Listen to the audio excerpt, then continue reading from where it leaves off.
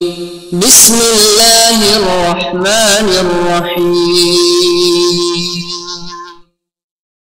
سورہ مبارکہ والعصر کا ابتدائی حصہ والعصر، قسم ہے عصر مصطفیٰ، ایک ایک لمحہ یادگار، ایک ایک لمحہ تاریخ ساز، ایک ایک لمحہ اس حیثیت کا کہ اسے دہرانا سنت ہے۔ تا اگر مسجد میں جاتے ہوئے سیدھا پیر مسجد کے اندر پہلے رکھا ہے تو اب قیامت تک مسلمان ایسا ہی کرے۔ مسجد سے نکلتے ہوئے باہر الٹا پیر رکھا ہے تو اب قیامت تک مسلمان یہی۔ ایک ایک ادا اللہ کو جس کی عزیز ہو، جس کی ہر گفتار پر اللہ کی نظارت، جس کے ہر کردار پر اللہ کی نظارت، جو ریت اور کنکر بھی پھینکے تو کہے اللہ کہ میں نے پھینکے ہیں، جو اگر ایک لفظ بھی بولے تو کہے اللہ کہ میں نے کہلوایا۔ جس نبی کی زندگی منظر الہی، صلوات پڑھیں محمد والے،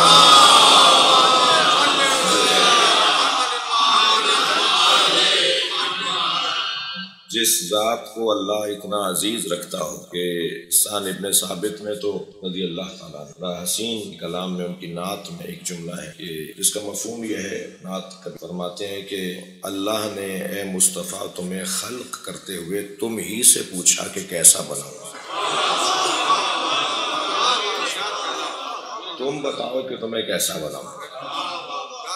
تو جس کی زلفیں بھی اللہ کو عزیز ہوں، جس کی بھویں بھی اللہ کو پیاری لگیں، جس کا قد مبارک بھی اللہ کو عزیز ہو، عزیزان گرامی یہ مکمل ذات معجزہ، میں اپنے الفاظ میں کہوں گا تو وزن ہی نہیں رہے گا۔ علی سے پوچھتے ہیں کہ نبی کیا ہے،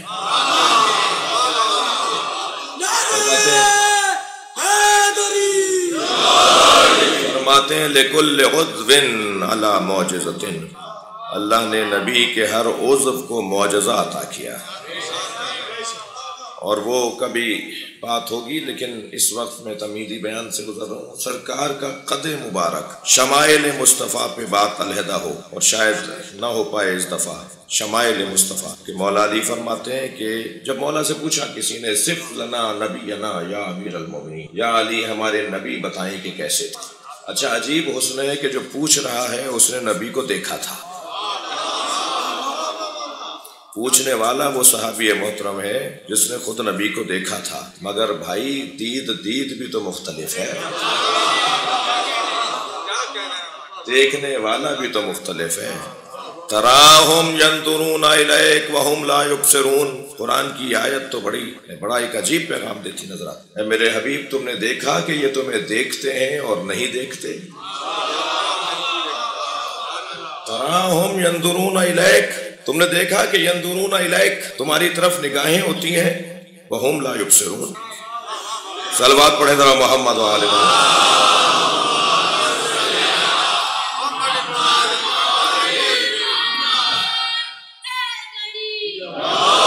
ہر نگاہ تو ایک جیسی نہیں ہے، دید کا اختلاف ہے۔ کتنی چیزیں جو ہمیں کچھ نظر آتی ہیں اور ہوتی کچھ اور ہیں،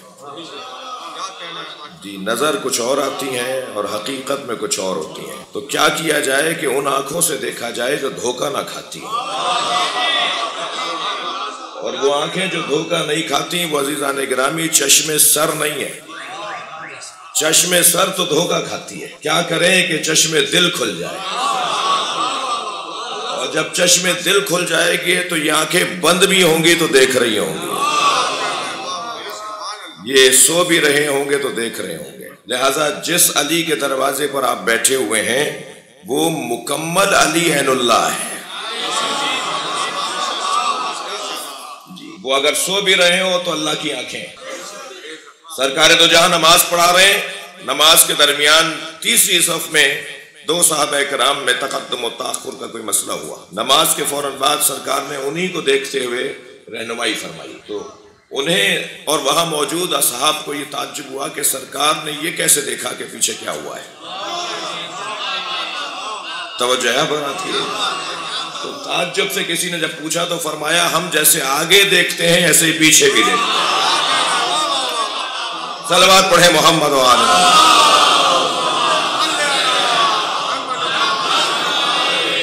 اس سے بہتر اور بلند صلوات نبی کا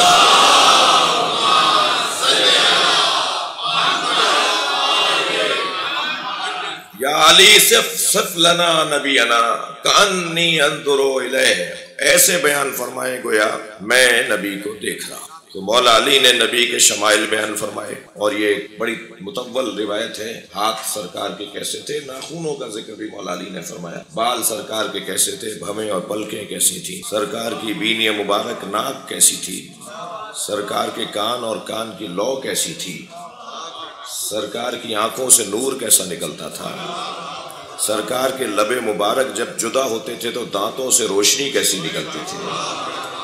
تو ایک ایک عضو کے بارے میں مولا علی کا فرمان، وہ میں کبھی توفیق پاؤں گا انشاءاللہ، اگر اللہ نے چاہا تو کبھی تفصیل سے بیان ہو۔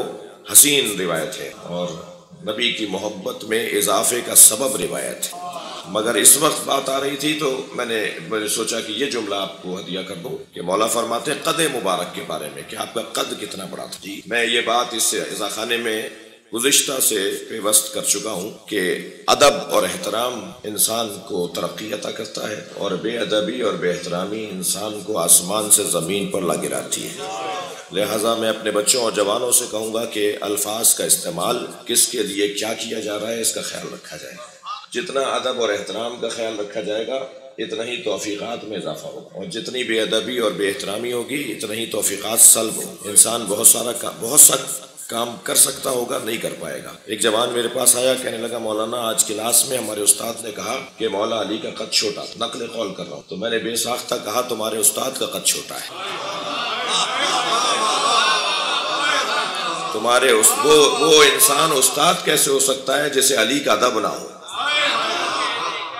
اسے سوچنا چاہیے تھا کہ یہ لفظ کیا بول رہا ہوں۔ ہاں اگر اسے یہ بتانا بھی تھا کہ قد کیسا تھا تو یہ کہتا کہ مولا علی کا قد لمبا نہیں تھا، بات بھی ہو جاتی اور ادب کا خیال بھی رہتا۔ تو سرکار دو جہاں کے بارے میں مولا علی سے جب قد پوچھا گیا کہ نبی کا قد کیسا تھا تو حضرت نے فرمایا اللہ اکبر، کلما مشا ما احد ان کانا اطول منہ ان کانا طویلا، کلما مشا ما احد کانا اطول منہ ان کانا طویلا۔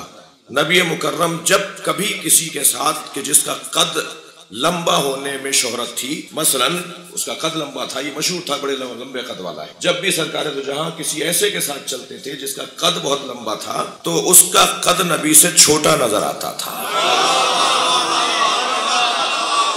صلوات پڑھے محمد و آل محمد۔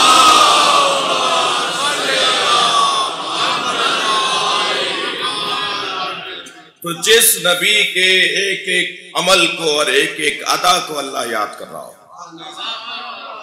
یعنی حد ہے کہ اس نبی کی زندگی میں آنے والے سالوں کی قسم اللہ کھا رہا ہے۔ یہ والعصر کیا ہے؟ بیان ہو چکا کل کی مجلس میں کہ یہاں عصر سے مراد ظہر کے بعد کا جو وقت ہے وہ بھی ہے، مگر اس سے زیادہ شان والی تفسیر یہ ہے کہ عصر سے مراد عصر مصطفیٰ ہے، وہ 23 برس کا عصر مصطفیٰ نہیں۔ میں سنی شیعہ مجمع سے مخاطب ہوں، وہ 23 برس کا عصر مصطفیٰ نہیں، بلکہ ہم تو اس قابل ہی نہیں ہے کہ ہم نبی کو کسی زمانے میں محدود کر سکیں۔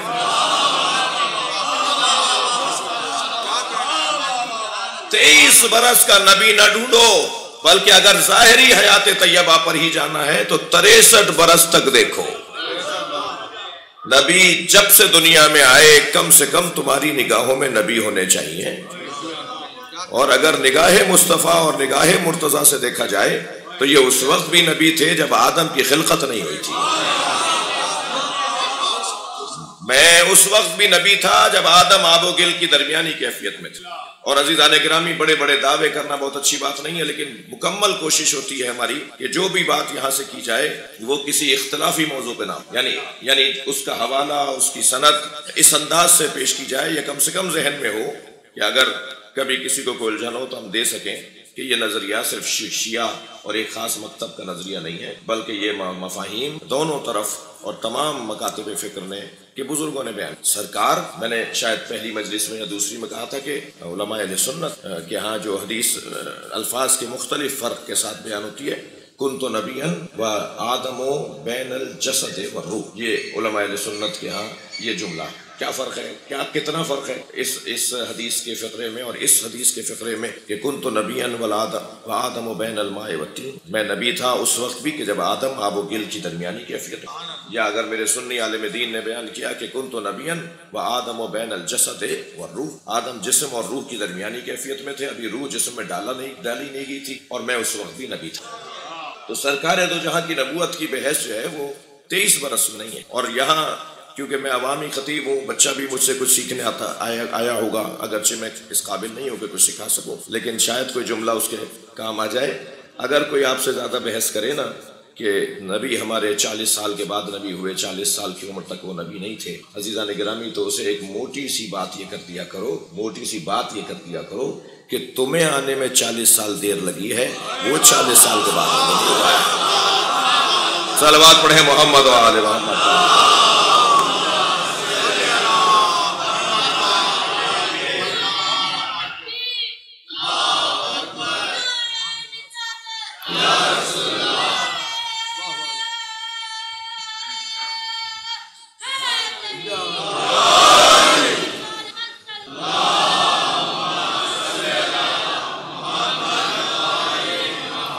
अज़ीज़ान गिरामी, इतना बड़ा मजमा यहाँ हाजिर है या नहीं? आप पर बराबर वाले के साथ बैठा है, हाजिर है या नहीं? मगर कितने ही लोग हैं जो एक दूसरे पे जाहिर नहीं है। हाजिर होना और है, जाहिर होना और है। हमारे नबी मक्के में हाजिर थे, जाहिर चंद ही लोगों पर थे। जब ऐलान नबूवत फरमाया है तो जाहिर हो गए।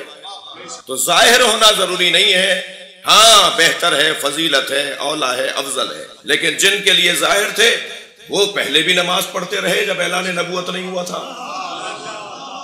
लिहाजा हजरत अब्दुल मुत्तलिब फरमाते हैं, हजरत अब्बास इब्न अब्दुल मुत्तलिब फरमाते हैं कि मैं अक्सर देखता था कि मेरा भतीजा खाना काबा के अंदर एक अंदाज अपनाता था, क़याम कुछ देर के लिए, फिर आधा खम हो जाता था और फिर सजदे में चला जाता था। और जब वो क़याम के लिए तकबीर कहता था तो अली उसके पीछे आके खड़े हो जाते थे और अली के पीछे खदीजतुल कुबरा के खड़ी हो जाते थे। ये नमाज जमाअत पढ़ते थे।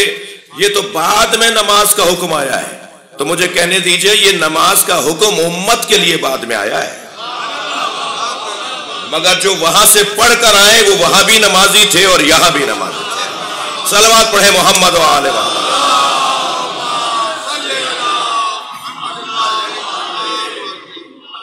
अल्लाह को अपने हबीब की एक अदा, एक लम्हा, ये असर मुस्तफ़ा है जो काबिल कसम परवरदिगार बन रहा है। कल की मजलिस के बयान से आज का बयान यूं जुड़ेगा कि हजरत इब्राहीम, हजरत इस्माइल, हजरत यूसुफ अलैहिस्सलाम, हत्ता तमाम अंबिया किराम ने नबी के जमाने को बनाया है जी, तैयारी करवाई है। हर उम्मत को उसके नबी ने बताया है कि आखिरी जमाना कैसा हो। सरकार दो जहां के बारे में बताया, सरकार के फजाइल हर नबी ने पढ़े, बल्कि बाज़ औकात तो अंबिया किराम अज़मत मुस्तफ़ा बयान करते हुए आंखों में आंसू भरकर ये इल्तिजा करते थे अल्लाह की बारगाह में कि अल्लाह हमें उम्मत मुस्तफ़ा में करार दे। ये कम अजमत नहीं है उम्मत मुस्तफ़ा में होने के हवाले से। हजरत आदम नबी का जिक्र करते रहे, हजरत नूह ने नबी मुकर्रम का जिक्र किया, और ये जमाना वो जमाना है जो शुरू होने से पहले याद किया जाता रहा, और ये वो जमाना है जो जाहिरी तौर पर खत्म हो जाने के बाद भी आज तक याद किया जा रहा है और क़यामत तक याद किया जाता रहेगा। तो इस ज़ाविया निगाह से अगर आप देखें तो असर मुस्तफ़ा का ना आगाज हमें समझ में आता है, ना असर मुस्तफ़ा का इख्तिताम हमें समझ में आता है। यानी तारीख़ बशरियत में जो हाकिम ज़माना है, जो हाकिम याद है, जो हाकिम जिक्र है, वो सरकार का वरफ़अना लका ज़िक्रक, हमने आपके जिक्र को बुलंद किया है। तवज्जो चाहूंगा अजीजों, किसी का जिक्र बुलंद नहीं हो सकता जब तक उसका किरदार बुलंद ना हो। थक कर नहीं सुनेंगे मेरी बातों को, मुझे अंदाजा है कभी किसी का जिक्र बुलंद नहीं हो सकता जब तक उसका किरदार बुलंद ना हो। और किसी का किरदार, साहिबाने दिक्कत लोग बैठे हैं, सियासी और समाजी मामलात को जानने वाले बैठे हैं, किसी का जिक्र बुलंद नहीं हो सकता जब तक उसका किरदार बुलंद ना हो। اور کسی کا کردار بلند نہیں ہو سکتا جب تک کہ اس کی فکر بلند نہ ہو۔ فکر کردار کو بناتی ہے اور کردار ذکر کو بناتا ہے، اور اگر یہ طے ہو گیا کہ ذکر کردار کی بنیاد پر بنتا ہے اور کردار فکر کی بنیاد پر بنتی ہے تو دنیا کو کوششیں کرنے دیجئے، یہ ذکر مٹنے والا نہیں ہے۔ صلوات پڑھے محمد و آل محمد۔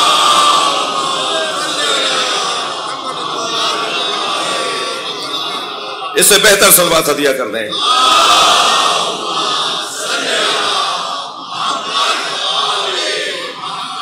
آپ ترتیب میں اس طرح سے سن لیجئے کہ فکر بلند ہوگی تو خود بخود کردار بلند ہوگا۔ دیکھیے سنی سنائی بات اور ہوتی ہے اور خیالات اور ہوتے ہیں اور فکر اور ہوتی ہے۔ خبردار، سنی ہوئی سنائی باتوں کو فکر نہیں کہا جاتا۔ بعض اوقات تو فکر سننے سے ملتی نہیں ہے۔ فکر کی بلندی، فکر کو بلند کیا جائے، سوچ کو بلند کیا جائے، خیالات یعنی نظریات کو بلند کیا جائے جی، اور نظریات کی بلندی خود بخود کردار کی بلندی کا سبب بنے۔ نگاہیں اونچی ہوں، خیالات بلند ہوں، آرزویں کوتاہ اور عارضی نہ ہوں۔ جب انسان اس انداز سے سوچے گا اور اس انداز سے سوچتا ہوگا تو اس کا کردار بلند ہوتا چلا جائے گا۔ جنگ جمل ہے، مولا نے محمد حنفیہ سے کہا جاؤ جا کے اس جنگ کا معاملہ تمام کرو، مگر جب میدان میں جاؤ تو ان تین باتوں کا خیال رکھنا۔ انظر الی اقصی القوم، اپنی نگاہوں کو آخری دستے پہ رکھنا۔ یہ جو آخری دستے پہ اپنی نگاہوں کو رکھنا، یہ پیغام ہے کہ سوچ بلند کر کے جاؤ۔ خبردار کوئی تمہارے سامنے آ جائے جو تمہارا دشمن ہو، مثلا مقابلے میں ہے، تمہارا دشمن ہے، تو خبردار اسے دیکھ کر فوراً اپنی تلوار نہ نکال لینا، دیکھنا اس سے بڑا دشمن کون سا ہے۔ شجاعت علی بن ابی طالب کی خاصے تھے۔ علی کی شجاعت کی کچھ خصوصیات تھیں جی۔ ہر آستین لوٹنے والا بہادر نہیں ہوتا، ہر تلوار چلانے والا بہادر نہیں ہوتا جی، ہر گھوسا مکہ لگانے والا بہادر نہیں ہوتا۔ بعض اوقات تو اس سے زیادہ بے وقوف کوئی نہیں ہوتا۔ یہ طے تو کرے کہ اسے پہلے کسے مارنا ہے، یہ الجھ جائے گا چھوٹے کاموں میں اور اصلی کام رہ جائے گا۔ مولا کی خصوصیات شجاعت میں ایک خصوصیت یہ تھی، جب کسی نے مولا سے پوچھا مولا جب آپ میدان میں اترتے ہیں تو آپ کس انداز سے دشمن کا مقابلہ کرتے ہیں؟ تو بڑا حسین جملہ ہے مولا علی کا، فرماتے ہیں میں سرداروں کو ڈھونڈتا ہوں، اس لیے کہ جو سرداروں کے کہنے پر آئے ہیں انہیں مارنے کا فائدہ کیا ہے؟ میں انہیں چند لوگوں کو مار دوں جن کی وجہ سے آئے ہوئے خود واپس چلے جائیں۔ تو سرداروں کو، بڑے لوگوں کو، صلوات پڑھے ذرا محمد و آل محمد۔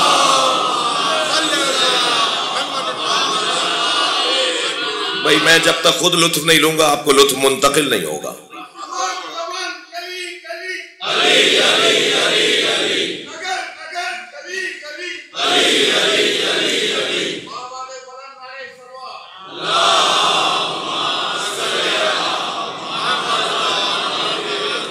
اپنی نگاہوں کو آخری دستے پہ رکھنا تاکہ تم آگے کے دستوں کو کاٹتے ہوئے آگے چلے جاؤ، پہلے دستوں کو کاٹتے ہوئے آگے چلے جاؤ۔ اور اگر تمہاری پہلے کچھ سوچ تو بناؤ، کیا پڑھنا ہے بیٹا؟ وہ جو بتا رہا ہے وہ خاص تعلیم نہیں ہے۔ کہاں تک جانا چاہتے ہو؟ جو جواب دیا جا رہا ہے وہ تو کوئی بات ہی نہیں ہے۔ سوچ اونچی کرو، 10 باتیں سوچو گے تو 2 کر پاؤ گے، اور بات ہی اگر ایک سوچی تو وہ نہیں ہو پائی۔ انسان اپنی فکر کو بلند کرے، سوچ اونچی کرے، اور جو اپنے زمانے کے لیے جیتے ہوں وہ پھر زمانے میں گم ہو جاتے ہیں، اور جو اپنے آپ کو دوسرے زمانوں پہ قربان کر دیتے ہیں بظاہر انہیں قبر میں لٹا دیا جاتا ہے مگر ان کا مزار امامت کر رہا ہوتا ہے، ان کی قبر رہنمائی کر رہی ہوتی ہے۔ تو بحث اور گفتگو یہ ہے کہ فکر کو بلند کیا جائے، فکر بلند ہوگی خود بخود کردار بلند ہوتا چلا جائے، کردار بلند ہوگا خود بخود ذکر بلند ہوتا چلا جائے۔ اس گھرانے کا ذکر اس لیے بلند ہے کہ ان کا کردار بھی بلند تھا اور ان کے کردار کے پیچھے ان کی فکر بھی بلند تھی۔ دقت فرمائی آپ نے۔ اس زمانے کی حد ہمیں نہیں پتا، یعنی اب تک کی میری گفتگو میرے بچوں کے لیے یہ کہ ہمیں نہیں پتا کہ اس زمانے کا آغاز کہاں سے ہے اور اس زمانے کا اختتام کہاں سے۔ میں کیسے زمانے میں اور بالا تر بات کر دیتے ہیں، میں کیسے سرکار دو جہاں کو زمانے کی قید میں محدود کر دوں کہ ان کا وجود اس وقت بھی تھا جب وقت نہیں تھا، جب وقت کا عنوان نہیں تھا، اس لیے کہ وقت بنتا ہے حضور سورج کی گردش سے. سورج کی گردش ہے جو ساعتوں کو بناتی ہے، پھر دن بنتا ہے، پھر ہفتہ بنتا ہے، پھر مہینہ بنتا ہے، پھر سال بنتا ہے. یہ سورج کی گردش ہے، یہ لیل و نہار کی آمد و رفت ہے، یہ اختلاف لیل و نہار ہے جو اوقات کو وضع کرتا ہے. لیکن جب سورج ہی نہیں تھا اس وقت یہ تھے. یہ آپ اور ہم معمولی دروازے پر نہیں بیٹھے ہوئے ہیں. جو فکری طور پر ہم جس دروازے پر بیٹھے ہیں وہ معمولی دروازہ نہیں ہے. تو یہ والی بحث ایک اعتبار سے علیحدہ کی جائے اور اس بحث سے ہاتھ اٹھایا جائے، اور ایک اعتبار سے جو ظاہری اور مادی اعتبار سے دیکھا جائے تو عصر مصطفیٰ کو جس زمانے میں ظاہری طور پر سرکار تشریف فرما ہوئے، اس زمانے کو ہر نبی نے یاد کیا ہے. ہر نبی نے یاد کیا ہے. آپ کی ذوق سماعت مجھے آمادہ کر رہی ہے. قرآن کے حسین قصوں میں سے ایک قصہ یوسف و زلیخا ہے. جی، حضرت یوسف علیہ السلام اور زلیخا کا پیار اور عشق، زلیخا کا ان سے عشق. یہ میرے کم سن ساتھیوں کو معلوم ہے کہ یہ قرآن مجید کا قصہ اپنی نوعیت کا قصہ ہے. بڑی عبرتیں ہیں اس کے اندر، بڑے پیغامات ہیں اس میں، سیکھنے کی چیزیں ہیں. اور قصص کو قرآن میں اللہ نے، قرآن تو واقعات کی اور قصوں اور کہانیوں کی کتاب تو نہیں ہے.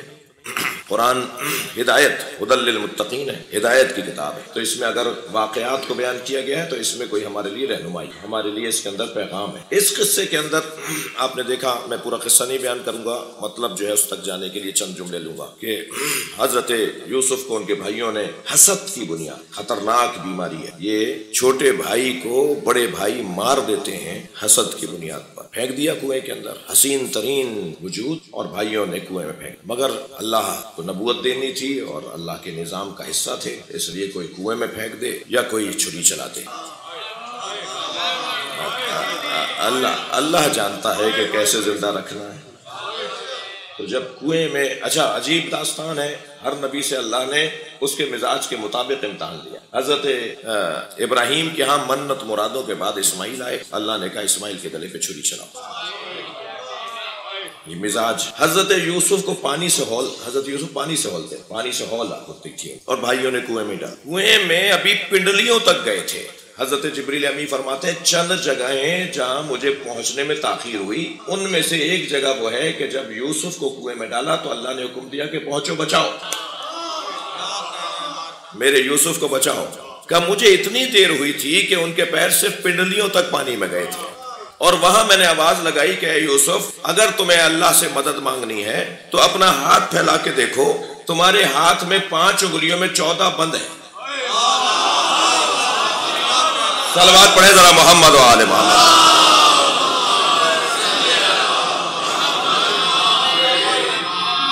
اس سے بہتر اور بلند صلوات. دعا مانگو، دعا مانگو اللہ سے کہ اللہ تمہیں نجات دے. اور وہ مرحلہ، بہرحال یہ قصص تاریخ چونکہ قرآن میں تو تفصیلات نہیں ہے، تفصیلات تو ہمیں انبیاء کرام ائمہ اہل بیت سے کہیں تو روایات میں کچھ اختلافات بھی ہو سکتے ہیں. غرض یہ کہ حضرت یوسف کو جبریل امین نے نجات دی، یعنی باہر لے آئے. اور پھر وہ ایک قافلہ آیا، وہ آپ کی سنی ہوئی بات ہے، اور دیکھا جی اتنا حسین بچہ ہے، اور اپنے ساتھ لے گئے. رستے میں بھی حضرت یوسف کی وجہ سے معجزے ہوتے رہے. قافلے میں جو بیمار ہوتا تھا اس کے دعا پڑھتے تھے، وہ شفا پا جاتا تھا. اور اس طرح سے پہنچے ہیں مصر میں، اور پھر بازار میں بیچ دیے گئے. عزیزو، یہ انسان بڑا خطرناک ہے. یہ بیچنے پہ آئے تو نبی بھی بیچ دیتا ہے، یہ چھوڑنے پر آئے تو پیسے کی خاطر نبی کو بھی چھوڑ دیتا ہے. سرکار مدینے کی گلی سے گزر رہے تھے، بچوں نے نبی کو گھیر لیا، کوئی دامن پکڑ رہا تھا، کوئی ہاتھ پکڑ رہا تھا، آگے نہیں جانے دے رہے تھے. سرکار نے اپنی جیب میں ہاتھ ڈالا، اخروٹ کے دانے تھے. یہ شاید سنت بھی ہے کہ اپنی جیب میں کہیں جاؤ جہاں بچے ہوں تو کوئی ٹافیاں وافیاں لے جایا کرو. سرکار نے جیب میں ہاتھ ڈالیا تو اخروٹ کے دانے نکلے. میرے مولا نبی نے ایک ایک اخروٹ کا دانہ ایک ایک بچے کو دیا. جسے دانہ ملتا رہا، اخروٹ ملتا رہا، وہ جاتا رہا. تو اپنے اصحاب کو دیکھ کے فرمایا، دیکھا انہوں نے اخروٹ کے عوض مجھے چھوڑ دیا. صلوات پڑھے ذرا محمد و آل محمد.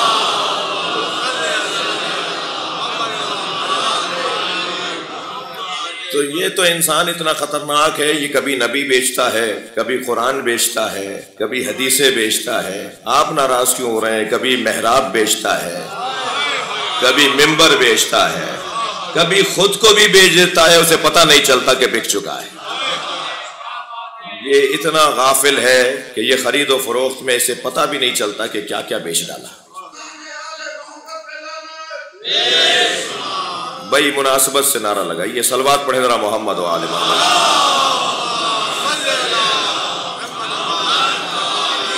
اس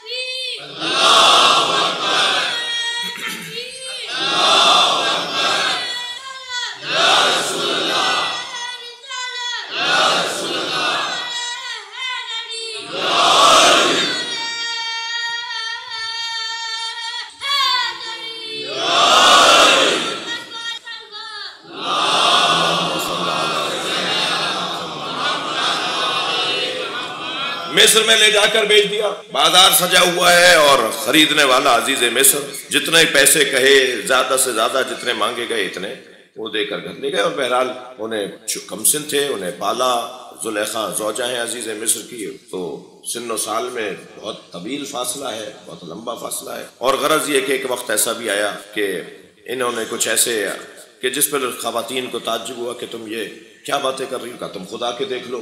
اور پھر وہ سارا ساری داستان جو قرآن مجید میں ہے، حسن یوسف کو ثابت کرنے کے لیے ہاتھوں میں چاقو دے دیے اور پھل دے دیا، اور کہا کہ جب یوسف اس کمرے میں داخل ہوں، ایک دروازے سے آئے دوسرے سے انہیں جانا تھا، جب داخل ہوں میں آواز دوں گی، پھر یہ سیب کاٹ دینا، یہ پھل کاٹ دینا۔ اور انہوں نے آواز دی اور وہ داخل ہوئے اور انہوں نے چھریاں چلانا شروع کی، تو سیب کٹا یا نہ کٹا مگر انگلیاں کٹنا شروع ہو گئی۔ اور حضرت یوسف ایک دروازے سے، کیونکہ ظاہر ہے ان کے ساتھ تھے، انہوں نے ان کو پالا تھا، ان کا ایک اثر تھا اور ادب احترام بھی تھا، بڑے اور چھوٹے کا ادب بھی تھا۔ اور پھر جب سب کے ہاتھ زخمی ہوئے تو پوچھا کیا ہوا، کہا ہمیں تو پتہ بھی نہیں چلا، ہم نے اپنی انگلیاں کاٹ لیں۔ مجھے دو مصرے یاد آ رہے ہیں، جناب فاروق ستار صاحب ہدیہ کر رہا ہوں کہ صلوات پڑھیں ذرا محمد و آل۔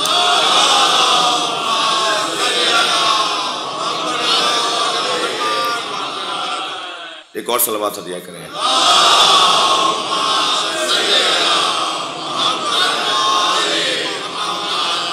خواتین نے اپنی انگلیاں کاٹ لی۔ حسن یوسف پہ کٹی مصر میں انگشت زنا، حسن یوسف پہ کٹی مصر میں انگشت زنا، سر کٹاتے ہیں تیرے نام پہ مردان عرب۔ صلوات پڑھیں محمد و آل محمد۔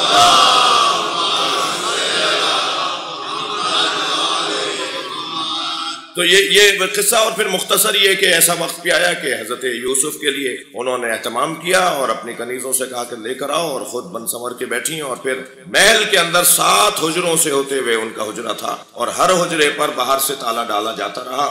انہیں پہنچا دیا حضرت یوسف کو زلیخا کے حجرے میں، اور سارے دروازوں کو باہر سے بند کر دیا۔ اور ادھر جب انہوں نے ارادہ کیا تو حضرت یوسف نے اپنے اللہ سے پناہ مانگی، شیطان مردود کی۔ تو جیسے ہی کہا نا کہ یا اللہ میری مدد فرما، شیطان کے حملات سے مجھے پناہ عطا فرما، تو زلیخا کو بھی یاد آیا کہ اس کا بھی کوئی اللہ ہے۔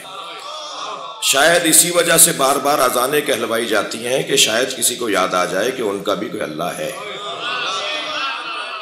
یہ بار بار صدائے اذان سے چڑا نہ کریں، بلکہ یہ حکم اس لیے دیا گیا ہے کہ انسان نسیان سے ہے، یہ بھول جاتا ہے کہ عبادت بھی کرنی ہے۔ تو جب حضرت یوسف نے اللہ کو اسے بھی یاد آیا، اور اسے کیا کیا جی، ایک دم دیکھا کہ وہ کونے میں ایک حجرے کے ایک کنارے میں مورتی رکھی ہوئی ہے جس کی یہ پوجا کرتی تھی، تو اس پہ جا کے چادر ڈالا۔ تو حضرت یوسف نے فرمایا یہ کیا کیا تم نے؟ کہنے لگی مجھے اپنے اللہ سے حیا آ رہی۔ تو حضرت یوسف نے فرمایا تم نے تو اپنے اللہ پر چادر ڈال دی، میرے اللہ کی آنکھوں پہ پردہ نہیں ڈالا جا سکتا، وہ ہر حال میں مجھے دیکھتا رہے گا۔ یہ کہہ کر پلٹے ہیں دروازے کی طرف۔ اچھا پتا ہے کہ دروازہ باہر سے بند ہے، مگر اس کے باوجود کوشش کرنا انسان کا کام ہے۔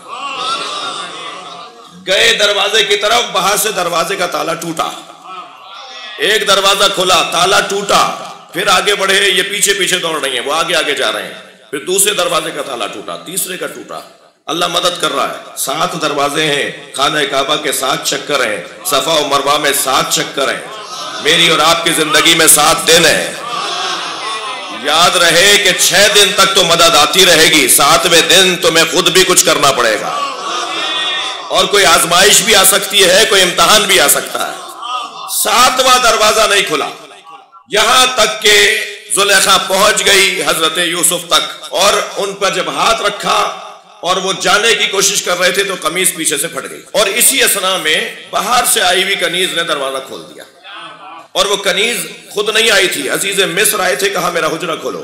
شوہر سامنے کھڑا ہے اور وہ جس نے حضرت یوسف کو پالا ہے وہ سامنے کھڑا ہے، کنیز تالا کھول کر کھڑی ہے، اور اس منظر کو دیکھ کر عزیز مصر نے کہا کہ یہ کیا ہے؟ زلیخا اس کو تو کچھ نہیں کہا۔ یہ بڑا عجیب انسان کی مزاج کا مسئلہ ہے کہ اپنی زوجہ کو تو کچھ نہیں کہا۔ حضرت یوسف سے کہا یوسف تم سے تو مجھے توقع نہیں تھی، تم یہ کیا کر رہے تھے؟ اب تہمت لگی ہے ایک معصوم پر۔ یاد رہے جسے اللہ معصوم اور نبی بنا کے بھیجتا ہے اس کی آبرو کی حفاظت بھی وہی کرتا ہے، اس کے احترام کا خیال بھی وہی رکھتا ہے۔ اب یہ کیا بولے کہ کیا ہوا؟ سامنے کی چیز ہے، نظر آ رہا ہے، ایسا کچھ محسوس ہو رہا ہے، کیا جواب دیں؟ اللہ جانتا ہے اور یوسف جانتے ہیں یا زلیخا جانتی ہے کہ ہوا کیا ہے۔ جیسے ہی حضرت یوسف نے اللہ سے لو لگائی تو ایک غیر معصوم بچہ، شیرخوار بچہ، دودھ پیتا بچہ بولا۔ بھائی تعجب نہ کرنا کہ حضرت عیسیٰ ماں کی گود میں بولے، تعجب نہ کرنا کہ امام حسین نبی کی گود میں بولے، تعجب کی کوئی بات نہیں ہے کہ علی نے نبی کی گود میں کہا قرآن سناؤں، تورات سناؤں، زبور سناؤں، یا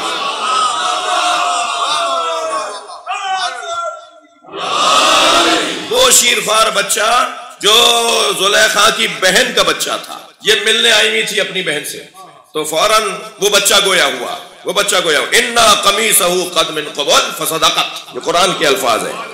اگر قمیص آگے سے پھٹی ہوئی ہے تو یہ سچ کہہ رہی ہے۔ بچہ بھی دلیل سے بات کر رہا ہے۔ یہ انسان بڑا خطرناک ہے، کہہ دے گا یہ تو موجود نہیں تھا، گواہی کیسے دے گا؟ تو بچے نے یہ گواہی نہیں دی کہ میں نے دیکھا ہے، ایسا نہیں ہوا۔ بچے نے دلیل بات سے بات کی، قرینے سے بات کی۔ اگر قمیص آگے سے پھٹی ہوئی ہے تو یہ سچ کہہ رہی ہیں، اور اگر قمیص پیچھے سے پھٹی ہوئی ہے تو یوسف سچا ہے، یہ غلط کہہ رہی ہیں۔ اب ایسی کھلی دلیل، صلوات پڑھے گا محمد و آل محمد۔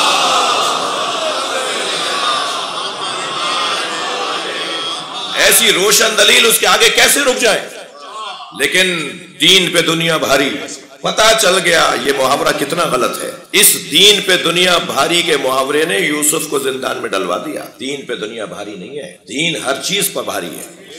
جی دنیا کیا کہے گی اگر میں نے یوسف کو سزا نہیں دی تو میری بیوی کو سب کہیں گے کچھ نہ کچھ، تو میں تو بدنام ہو جاؤں گا۔ اتنے بڑے بادشاہ کی بیوی، اتنا بڑا بادشاہ، وزیر اعظم، تو دنیا کو دکھانے کے لیے حضرت یوسف کو زندان میں ڈال دیا، اور یوسف زندان میں پہنچ کے طویل سجدہ ادا کر رہے ہیں، قیدیوں سے مزاح فرما رہے ہیں، قیدیوں سے دل جوئی کر رہے ہیں۔ تو ایک قیدی نے آ کے کہا یہاں آ کے لوگ روتے ہیں، تم یہاں آ کے خوش نظر آ رہے ہو۔ بھائی جملہ سنیے گا، کل یوم آزادی پاکستان بھی ہے، اور عزائے امام حسین کی وجہ سے ہم جشن نہیں منا رہے، کیونکہ ہمارا دین ہماری دنیا پہ بھاری ہے۔ صلوات پڑھے محمد و آل محمد۔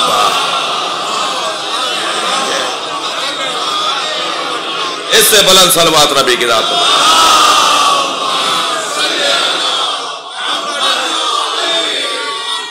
یوم آزادی پاکستان کے حوالے سے ایک جملہ ہدیہ کر رہا ہوں۔ حضرت یوسف سے کہا کہ یہاں تو آ کے لوگ روتے ہیں، تم زندان میں آ کر خوش نظر آ رہے ہو۔ جملہ سنیں کیوں بنایا تھا ہمارے بڑوں نے پاکستان؟ جملہ سنیں کیوں بنایا تھا پاکستان؟ پاکستان آزاد کروانے، ایک آزاد مملکت کا فلسفہ کیا تھا؟ دوہرا رہا ہوں، میرے بڑے میری تائید کریں گے۔ حضرت یوسف سے کہا یہاں آ کے لوگ روتے ہیں، تم یہاں آ کے خوش نظر آ رہے ہو۔ فرمایا وہ جو محل تھا وہ زندان تھا، اور جو زندان ہے یہ آزادی ہے۔ جملہ محسوس کریں، وہ جو محل تھا وہ زندان تھا، اور یہ جو زندان ہے یہ آزادی ہے۔ جہاں میں اپنے عقیدے پر عمل نہ کر سکوں وہی تو زندان ہے۔ صلوات پڑھیں محمد و آل محمد۔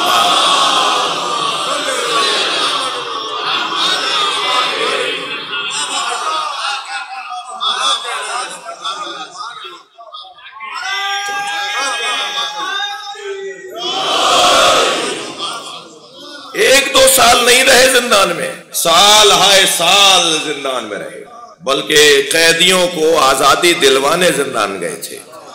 کتنے ہی قیدی ہیں جنہیں زندان سے آزادی ملتی رہی، اور بالآخر 2 قیدیوں کو تو ان کے خواب کی تعبیر بتائی، اور وہ خواب جب پورے ہوئے اور پھر جب بادشاہ مصر نے خواب دیکھا اور تعبیر قرین قیاس اور قرین عقل کوئی بتا نہیں پایا، تو انہی 2 قیدیوں نے جو آزاد ہو کر بادشاہ مصر کے نوکروں میں سے تھے، دربار کے نوکروں میں سے تھے، انہیں یاد آیا کہ بھئی ہمیں بھی تو کسی نے زندان میں تعبیر خواب بتائی تھی، اور جیسی بتائی تھی ایسا ہی ہوا۔ تو انہوں نے کہا حضور آپ کے خواب کی تعبیر کوئی نہیں بتا رہا، ایک زندان میں قیدی ہے جو خواب کی تعبیر بتاتا ہے، اور جو بتاتا ہے وہ سچ بتاتا ہے۔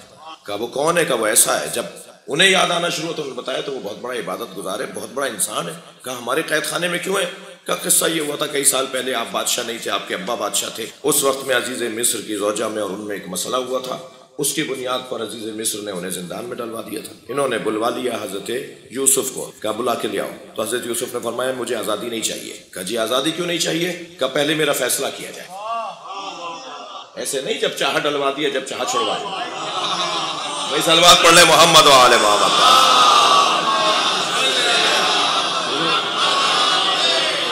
بھائی قرآن کا قصہ آپ کو سنا رہا ہوں اور مطلب میرا اس میں روشن ہے۔ ایک سلوات اور ہدیہ کریں نبی کی ذات کا۔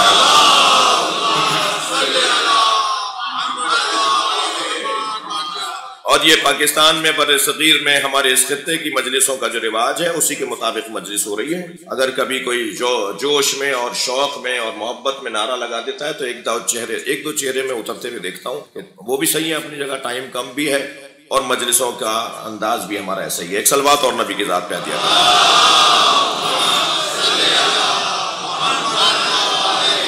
میں نے مختصر کیا اور حضرت یوسف بہرحال آزاد ہو گئے، اور آزادی کے بعد حضرت یوسف کو عزیز مصر وہی درجہ جس پہ پھر اس کا انتقال ہوا، اور اس کا انتقال ہو گیا، اور پھر آخر زلیخا تنہا رہ گئیں، اور زلیخا کو لوگ لوٹ کے لے جاتے رہے، اور بہت کچھ اس کے ساتھ اسی کے نوکروں نے اس کو فریب زدہ کیا، اور بالآخر ایک ہی صبح شام ذکر، ایک ہی فکر، ایک ہی نظر، ایک ہی دید، اور وہ یوسف، اور یہاں تک کہ آنکھوں کا نور چلا گیا، ضعیفی داری ہو گئی، پہچاننے میں نہیں آتی۔ کوئی پرانا آدمی اگر کوئی پرانی خاتون ملے دیکھے تو پہچانتی نہیں ہے کہ تم ہی ہو وہ اب جو حسن میں اپنے مشہور، جس کا حسن مشہور تھا۔ بالآخر حضرت یوسف کے عشق میں زندگی تمام ہونے کو، یہاں تک کہ شاید ایسا محسوس ہو رہا ہے، تاریخ کہتی ہے کہ صبح مریں یا شام مریں، اس حد تک لاغر و ناتوان ہو۔ معلوم ہوا کہ ہمارے محلے سے گزر ہے یوسف کا، اور یوسف عزیز مصر ہے، یعنی جس عزیز مصر نے خریدا تھا اس پوسٹ پر ہے، وزیر اعظم ہے، یوسف عزیز مصر ہیں، اور گزر ہو رہا ہے ان کا ہمارے محلے سے، وزٹ پر ہیں، دورے پر ہیں، ان کے ساتھ ایک فوجیوں اور سپاہیوں کے دستے ہوں گے، ایک شان سے ان کا دورہ ہوگا۔ مجمع ایک نگاہ دیکھنے کے لیے روڈ کے رستے کے اطراف میں جمع ہے، جہاں سے گزر رہے ہیں دائیں بائیں مجمع لگا ہوا ہے دیدار کرنے کے لیے اور دیکھنے کے لیے۔ تو کسی کو آواز دے کر کہا مجھے اس جگہ تک لے جاؤ جہاں سے یوسف کا گزر ہے، تو کوئی سہارا دینے کو بھی تیار نہیں تھا، یہ حالت ہو چکی تھی۔ چند لوگوں نے، کسی نے یہاں تک پہنچا دیا، کسی نے بالآخر وہاں آ کر کھڑی ہو گئی، مجمع میں کھڑی ہے۔ حضرت یوسف کا جب گزر ہوا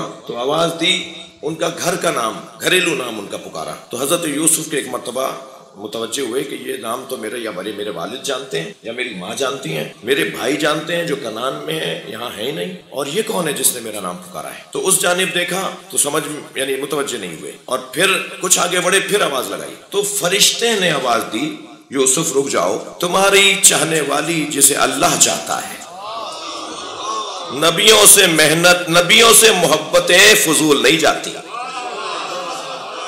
توجہ چاہوں گا، ایک مرتبہ حضرت یوسف نے اپنی سواری روک لی اور اس جانب دیکھنے لگے تو دیکھا کہ ایک خاتون ہے جو گرتی پڑتی آگے آ رہی ہے، قریب آ کے کھڑی ہو گئی، تو حضرت یوسف سے کہنے لگی مجھے پہچانو، تھک تو نہیں رہے آپ سے پوچھ رہا ہوں، کہنے لگی مجھے پہچانو، تو حضرت یوسف نے فرمایا یہ تمہاری آرزو اچھی نہیں ہے، بتاؤ کہ تم کون ہو؟ تو کہا کہ میں زلیخا ہوں۔ تو اب حضرت بحار الانوار کی روایت اور روایت بیان کر رہے ہیں مولا علی، صلوات پڑھے ذرا محمد والا۔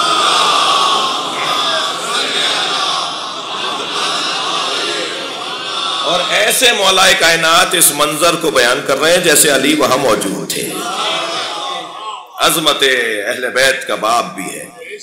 جب کہا نا میں زلیخا ہوں تو حضرت یوسف نے دیکھ کر کہا یا زلیخا، یا زلیخا ملذی دعاک ہناک، یہ اس حالت میں تمہیں کس چیز نے پہنچا دیا؟ کیا ہو گیا تمہیں؟ جی کیا تھا، کیا ہو گیا، کیسی تھی، کیسی ہو گئی؟ یا زلیخا مل الذی دعاک ہناک، تمہیں اس حالت میں کس نے پہنچایا؟ جیسے ہی یہ سوال میرا خطیبانہ لہجہ یہ کہہ سکتا ہے، ابھی سوال ختم نہیں ہوا تھا کہ تمہیں اس حالت میں کس نے پہنچایا، بے ساختہ کا حسن وجہ کا یا یوسف، تمہارے چہرے کے حسن نے میرا یہ حال کر دیا ہے، حسن وجہ کا یا یوسف، تمہارے چہرے کے حسن نے میرا یہ حال کر دیا۔ جیسے ہی انہوں نے یہ کہا، توجہ چاہوں گا، عصر مصطفیٰ بنایا ہے نبیوں نے، ہر نبی نے عصر مصطفیٰ کو یاد کیا ہے۔ میں اپنے مضمون پر دلیل لے کر آیا ہوں۔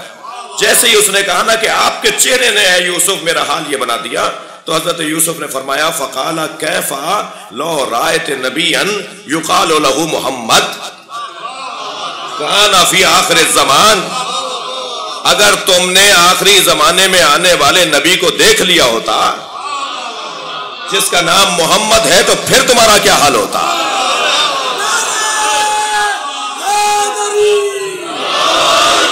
اگر تم نے آخری زمانے میں آنے والے نبی کو دیکھ لیا ہوتا جس کو محمد کہا جاتا ہے، تو تمہارا کیا حال ہوتا؟ اب تین صفتیں حضرت یوسف نبی مکرم کے جمال کی بیان کر رہے ہیں۔ فرما رہے یکونو فی آخر زمان کانا احسنو منی وجہن، جان لو کہ ان کا چہرہ مجھ سے کہیں زیادہ حسین ہے۔ جو نبی کو سن یکم عام الفیل میں ڈھونڈتے ہیں، جو نبی کو ولادت اور آنے کے بعد نبی مانتے ہیں، ان سے مخاطب ہوں۔ حضرت یوسف فرماتے کانا احسن منی وجہن، وہ حسن میں مجھ سے کہیں زیادہ حسین ہے۔ احسن منی خلقن، ان کا اخلاق مجھ سے کہیں زیادہ بلند ہے۔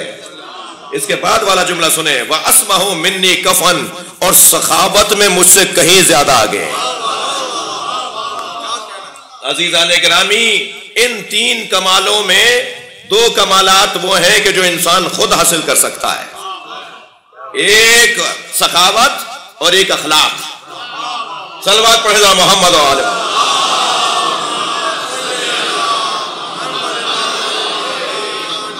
مجھے تاخیر ہونے کا خوف بھی ہو رہا ہے، مگر کوشش کرتا ہوں کہ میں جلدی جلدی اس روایت کو آپ کو سنا دوں۔ فرماتے ہیں ان میں تین کمالات، وہ مجھ سے زیادہ حسین ہیں، وہ مجھ سے زیادہ اخلاق رکھتے ہیں، اور وہ مجھ سے زیادہ سخی ہیں۔ حضرت ابو بکر کا دور، اعلان فرمایا کسی سے نبی نے کوئی وعدہ کیا ہو، کوئی بات کی ہو، کوئی دینے کی بات کی ہو، کسی کا کے پاس نبی کا کسی کے پاس کوئی حق، یا کسی کا نبی کے پاس کوئی حق ہو تو مجھ سے بات کرے۔ تو اسی مجمع میں سے ایک شخص کھڑا ہو گیا کہ ہاں سرکار نے مجھے ایک کام پر بھیجا تھا، اور میرے لوٹنے پہ فرمایا تھا کہ جب تم ہم سے ملنے کے لیے ہمارے گھر آؤ گے تو ہم تمہیں 3 مشت کھجوروں کی دیں گے۔ اچھا، تاریخ جیسے ہی کہا نا کہ نبی نے 3 مشت کھجوروں کی دینے کا کہا تھا، دے دیجئے ہمیں، تو فوراً حضرت ابو بکر نے فرمایا علی کو بلاؤ۔ مولا تشریف لائے، یا علی، نبی نے ان سے کہا تھا 3 مشت کھجوروں کی دوں گا۔ وہاں موجود کھجوریں جو بیت المال کی تھی، جو نبی کا حق تھا، مولا علی نے ان میں سے 3 مشت کھجوریں اس کو دے دی۔ اصحاب کو سوال ہوا کہ یہ کام تو آپ بھی کر سکتے تھے، علی کو بلانے ہی کی ضرورت تھی۔ فرمایا یہ 3 مشت کھجوریں آپ دے دیتے۔ فرمایا میں جب غار حرا میں، غار ثور میں نبی کے ساتھ تھا، تو ساری رات یا اللہ کی بات ہو رہی تھی یا علی کی بات ہو رہی تھی۔ تھوڑا تھک رہے ہیں آپ میری باتوں سمجھ اندازہ؟ جی،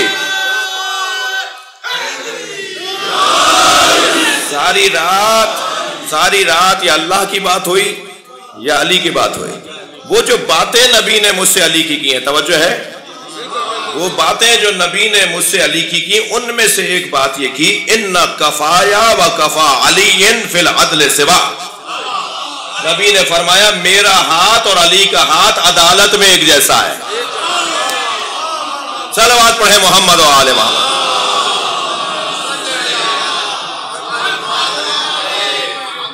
فرمایا یہ 3 کمالات اس نبی کے اندر مجھ سے زیادہ ہیں۔ قالت، اب جب کہا نا کہ کانا احسن وجہی، کانا احسن منی وجہن، وہ مجھ سے زیادہ حسین ہے، وہ مجھ سے زیادہ اخلاق رکھتے ہیں، تو بے ساختہ، کیونکہ فا کا لفظ ہے، فقالت صدقتا یا یوسف. تو زلیخا نے فوراً کہا تم سچ کہہ رہے ہو. اس پہ حضرت یوسف کو تعجب ہوا. کیف علمت انی صدقت، تمہیں کیسے پتا کہ میں سچ کہہ رہا ہوں؟ اب ایک مرتبہ تو یہ کہ جو محبوب کہے جو کہے وہ سچ ہے. جی جو محبوب کہہ رہا ہے بس ختم بات، بس آخری بات. اور ایک مرتبہ کچھ اور معاملہ بھی ہے. کیف علمت انی صدقت، تمہیں کیسے پتا کہ میں سچ کہہ رہا ہوں؟ قالت، اب جو دلیل دیکھیے زلیخا کی. قالت حینما ذکرتہ وقع حبہ فی قلبی، جب تم محمد کہہ رہے تھے نا تو ان کی محبت میرے دل میں آ گئی تھی. اللہ اکبر. اس کے بعد سنیں گے فَأَوْحَى اللَّهُ إِلَىٰ يُوسُفَ أَنَّهَا صَدَقَتْ، فوراً جبریل نازل ہوئے، اے یوسف یہ سچ کہہ رہی ہے، اس کے دل میں میرے محمد کی محبت ہے. اور پھر فرمایا انی قد احببتها لحبها محمد، میں اللہ اب زلیخا سے محبت کر رہا ہوں. اللہ اکبر. وہی نازل کی میں اللہ اب زلیخا سے محبت کر رہا ہوں اس لیے کہ یہ میرے محمد سے محبت کر رہی ہے. فَأَمَرَ اللَّهُ أَن يَتَزَوَّجَ، اور اللہ نے حکم دیا اب تم پر واجب ہے کہ زلیخا سے شادی کرو. بھائی پہلے تو زلیخا پیچھے تھی اور یوسف آگے تھے، اب قصہ پلٹ گیا، اب زلیخا آگے رہتی ہے اور یوسف پیچھے پیچھے رہتے ہیں، اس لیے کہ بڑی محبت ان کے دل میں آ گئی. اللہ اکبر. میں مجلس کو ایک جملے پر فضائل کے باب میں مکمل کر دوں. اگر کوئی نبی کی گنہگار بھی ہو اور اس کے دل میں محمد کی محبت آ جائے تو اللہ اسے معاف کر دیتا ہے. یہ مصطفیٰ وہ ذات ہے کہ جس سے محبت معیار نجات، اور جس کی محبت پر اللہ گناہوں کو معاف کرے گا اس کی محبت کا محور حسین ہے. اللہم یا اللہ تو اس سے محبت کر جو میرے حسین سے محبت کرتا ہے. حسین کا رونا نبی کو گوارا نہیں. ایک کوچے سے گزر رہے ہیں، ایک گھر سے ایک بچے کے رونے کی آواز آئی. وہ آواز حسین سے بہت ملتی ہے. دروازہ بجا دیا، خاتون دروازے پر آئی، کہا اسے خاموش کرواؤ، اس کا رونا میرے حسین سے مشابہ ہے، مجھے حسین یاد آ رہا ہے. گلی میں کچھ بچے کھیل رہے تھے، ایک بچے کو نبی نے گود میں اٹھایا، پیار کیا، پھر زمین پر اتار دیا. پوچھا اصحاب نے یا رسول اللہ یہ کون ہے، کس کا بچہ ہے؟ فرمایا مجھے اس سے غرض نہیں کہ یہ بچہ کس کا ہے، مجھے اس سے غرض ہے یہ میرے حسین سے پیار کرتا ہے. اجرکم اللہ، اجرکم اللہ. جب امام حسین مسجد میں داخل ہوئے اور نبی خطبہ دے رہے تھے تو نانا کے شوق آغوش میں کہ کسی طرح گود میں جا بیٹھوں، کبھی نہیں ہوتا تھا کہ حسین آئے اور نبی ہاتھ پھیلا کر اپنی آغوش میں ڈالے. اب نبی ممبر پہ بیٹھے ہیں، امام حسین دوڑتے ہوئے آ رہے ہیں، 3 سال کا سن ہے اور نانا کی طرف دوڑ رہے ہیں، پڑھ رہے ہیں. تو روایت کہتی ہے، سنی شیعہ نے لکھا ہے فسقط الحسین، فسقطت الحسین، حسین زمین پہ گر گئے. جو لکھا ہے کہ پیر میں کرتا الجھا اور آپ زمین پر آ گئے. جیسے ہی حسین زمین کی طرف آئے تو حسین کی طرف نبی نے اشارہ کیا، میرا حسین. تو تاریخ کہتی ہے کہ تمام اصحاب نے مڑ کر دیکھا اور روایت کا جملہ ہے کہ فَسَارِعُوا إِلَى الْحُسَيْنِ، سب اپنی اپنی جگہ سے اٹھے اور ہر شخص چاہتا تھا کہ حسین کو گود میں لے لے. سب حسین کی طرف بڑھے اور پھر یدا بے یدن، ایک ہاتھ سے دوسرے ہاتھ پر، حسین کو اس نے لیا، اس نے حسین کو لیا، اس نے حسین کو لیا. اس طرح اصحاب نے ایک سے دوسرے نے لیا اور گودی میں لیتے لیتے نبی تک پہنچایا. اور نبی نے اپنی آغوش میں بٹھا کر خطبہ شروع کیا. میرے اس حسین کو غور سے دیکھو، اگر یہ وطن چھوڑ کر جا رہا ہو اور اس کے ساتھ اس کے بچے بھی ہوں اور تم میں سے کوئی زندہ ہو تو میرے حسین کا ساتھ ضرور دینا۔ عزادارو، حسین مدینہ سے مکہ آ گئے اور مکے سے امام نے کئی مہینے کا قیام کے بعد کربلا کا رخ کیا۔ سن 61 ہجری کا محرم اور 2 تاریخ کو امام حسین کربلا میں وارد ہوئے۔ جب کربلا میں وارد ہوئے تو گھوڑا چلتے چلتے رک گیا۔ بہت چاہا کہ گھوڑا آگے بڑھے مگر ذوالجناح آگے نہیں جاتا، تو فرمایا کہ ذرا معلوم کرو اس زمین کا نام کیا ہے۔ تو قریب کی ایک آبادی جو وہاں کا ایک گاؤں تھا، وہاں کے بزرگوں سے پتہ کیا تو مختلف نام بتائے، نینوا، ماریا۔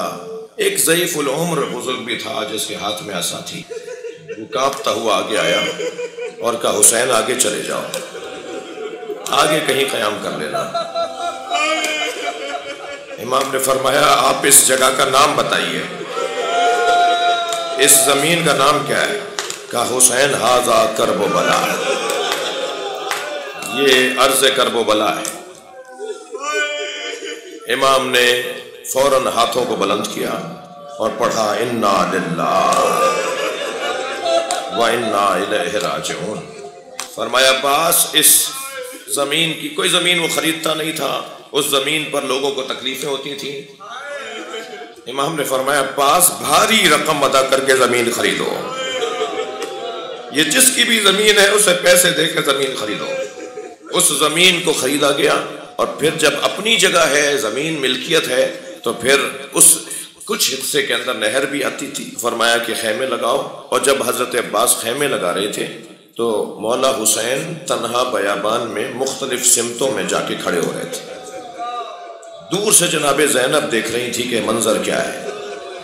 بی بی نے دیکھا کہ کہیں حسین نے 2 رکعت نماز پڑھی، کہیں حسین زمین پر بیٹھ کر مناجات کرنے لگے۔ جب امام حسین کا سامنا ہوا تو فرمایا بھائی تم نے 2 رکعت نماز وہاں پڑھی، وہاں بیٹھ کر کچھ گفتگو کر رہے تھے۔ کہا بہن زینب یہاں ہم گھوڑوں سے گرائے جائیں گے، وہاں جو 2 رکعت میں نے نماز پڑھی میرا علی اکبر ایڑیاں رگڑے گا، وہ جو 2 رکعت میں نے نماز پڑھی میرا عباس گھوڑے سے گرایا جائے گا۔ زینب جہاں میں نے مناجات پڑھی وہاں مجھے گھوڑے سے گرایا جائے گا۔ وہ نشیب کربلا، آپ آمادہ ہیں؟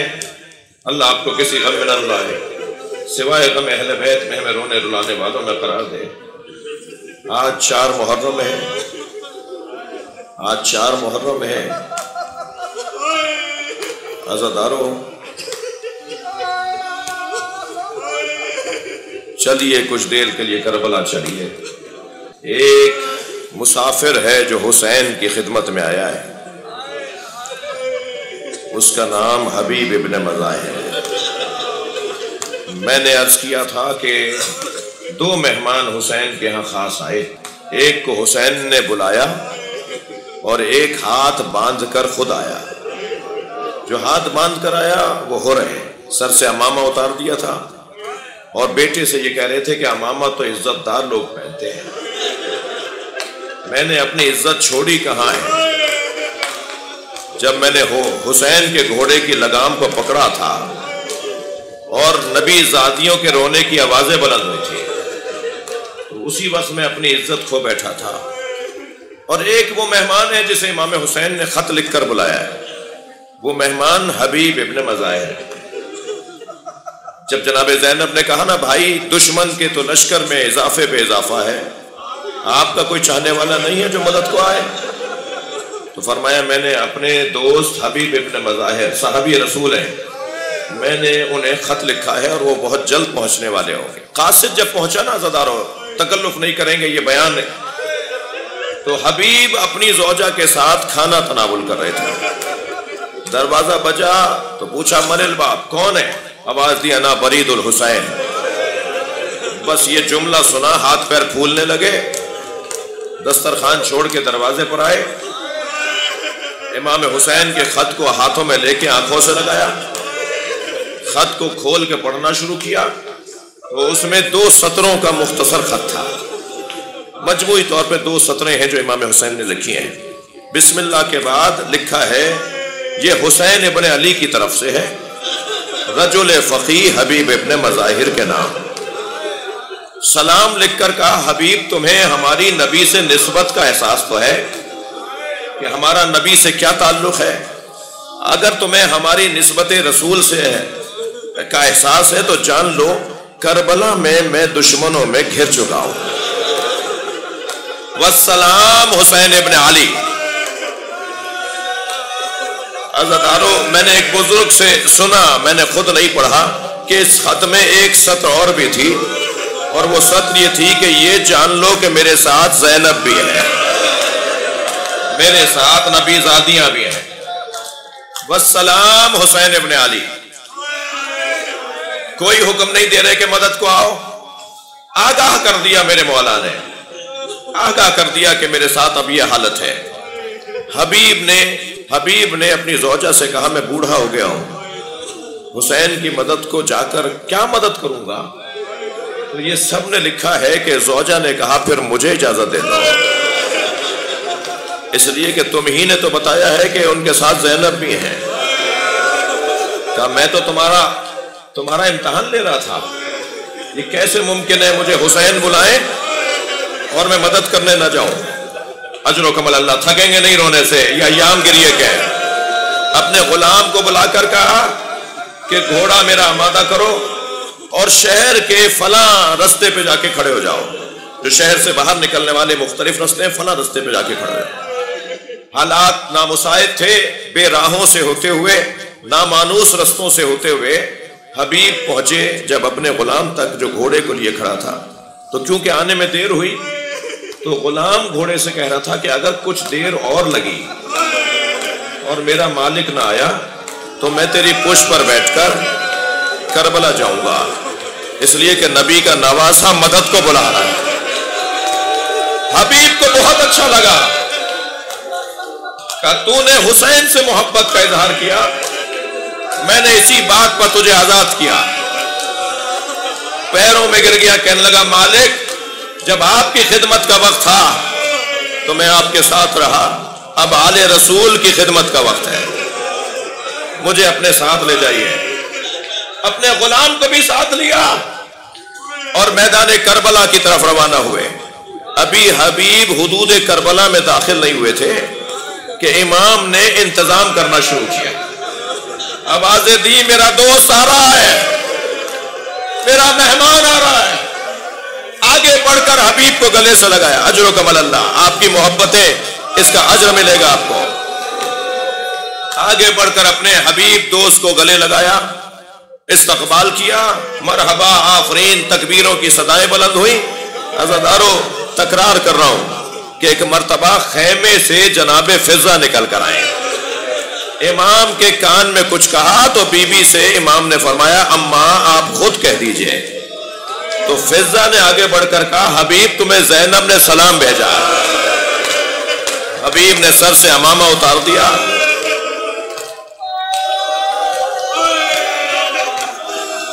حبیب ابن مظاہر، اجر و کمل اللہ، مجھے معاف کریں گے تاخیر ہو رہی ہے مگر ایک منزل اور آگے آ جائیے۔ حبیب ابن مظاہر نے امام حسین، حبیب کربلا میں اصحاب میں ایسے تھے جیسے اہل بیت میں حضرت عباس، جیسے اہل بیت میں عظمت حضرت عباس، ہر کام اہل بیت سے متعلق حضرت عباس سے کہیں گے، اصحاب سے متعلق جب امام کچھ فرمائیں گے تو حبیب کو بلا کے کہیں گے حبیب میرے اصحاب تک یہ کہہ دو، حبیب میرے اصحاب تک یہ پیغام پہنچا دو۔ حبیب کا درجہ بہت بلند ہے۔ جب حبیب کے جنازے پر امام پہنچے نا، میں نے مختصر کیا، جب حبیب نے شہادت پیش کر دی اور حبیب کے جنازے پر امام پہنچے تو امام کی آنکھوں میں آنسو تھے اور روتے ہوئے جملہ کہہ رہے تھے کہ یا اللہ میں گواہی دیتا ہوں یہ حافظ قرآن تھا، یہ قاری قرآن تھا، یہ ایک رات میں قرآن ختم کرنے والا قاری قرآن تھا، یہ قرآن پر عمل کرنے والا تھا۔ عزادارو بہت گریہ ہو گیا۔ حبیب ابن مظاہر کا جوان بیٹا قاسم ابن حبیب ابن مظاہر، جب باپ کربلا آیا تو قاسم کوفے میں نہیں تھا، سفر پر گیا ہوا تھا، رستے مسدود تھے، کربلا نہیں پہنچ پایا۔ لیکن جب یہ اسیروں کا قافلہ نیزے کی انیوں پہ سوار کٹے ہوئے سروں کا قافلہ کربلا سے کوفہ اور کوفہ سے شام گیا. کوفے سے جب گزرنے لگا تو قاسم ابن حبیب نے جس کے ہاتھ میں نیزہ اور اس نیزے کے انی پر حبیب کا سر ہے اس سے جا کر کہا یہ میرے بابا ہیں حبیب ابن مظاہر. میں جوان بیٹا ہوں مجھ سے گوارا نہیں ہے مجھے میرے باپ کا سر دے دے تاکہ میں اسے دفنا دوں. تو جس کے ہاتھ میں سر تھا مختلف نام ہے. اس نے کہا مجھے دربار شام سے انعام ملنا ہے. کہا جو رقم تجھے وہاں چاہیے وہ میں یہاں دینے کو تیار. مگر کہا نہیں ہمیں سروں کی گنتی کروائی جاتی ہے ہمیں سر وہاں تک پہنچانا ہے. سنیں گے عزادارو قافلہ کوفے سے باہر گیا. بس مجلس مکمل کر رہا ہوں بہت گریا ہو گیا. قافلہ کوفے سے باہر گیا تو قاسم ابن حبیب نے 10 نوجوان دوستوں کے ہمراہ حملہ کیا قافلے پر اور اپنے بابا کا سر چھیننے میں کامیاب ہوا. اور سر جب اپنی آغوش میں لے لیا تو دوستوں کو آوازیں لگانے لگا جس کا جوان بیٹا زندہ ہو اس کے باپ کا سر نیزے کی ہنی پر نہیں ہوتا. امام سجاد نے بیڑیاں سنبھالی امام حسین کے سر کے قریب آ گئے. بابا یہ سچ کہہ رہا ہے آپ کا بچہ مشیت کا پابند ہے.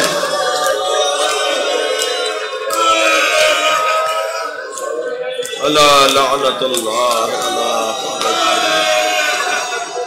فسيعلم الذين ظلموا أي منقلب ينقلبون